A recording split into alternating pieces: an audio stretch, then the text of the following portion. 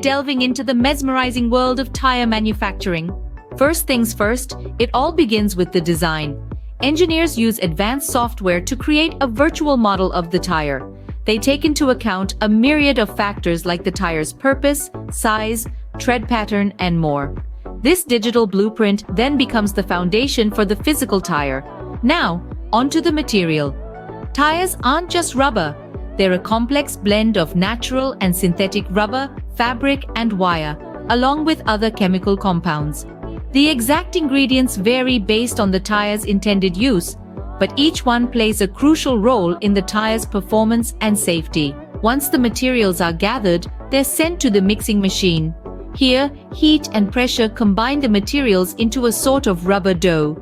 This dough is then cut into strips and cooled, resulting in what's known as the pasta of the tire world. Next comes the building process. This is where all the individual components of the tire come together. It starts with the inner liner, followed by the fabric and steel belts, the bead, and finally the tread and sidewall.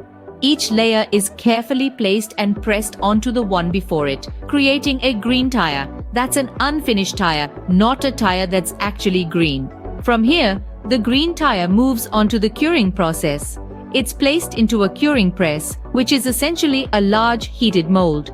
The heat causes a chemical reaction in the rubber compound, hardening it and giving the tire its final shape, including its tread pattern and sidewall markings. And voila! After a rigorous inspection for any defects, the tire is ready to hit the road. In summary, the tire manufacturing process involves designing a virtual model, gathering and mixing the right materials, building the tire layer by layer, curing it to give it its final shape, and inspecting it to ensure it's road ready. So the next time you're cruising down the highway, spare a thought for the intricate process that went into creating the tires that keep you moving. It's quite the journey from a digital blueprint to the open road, isn't it?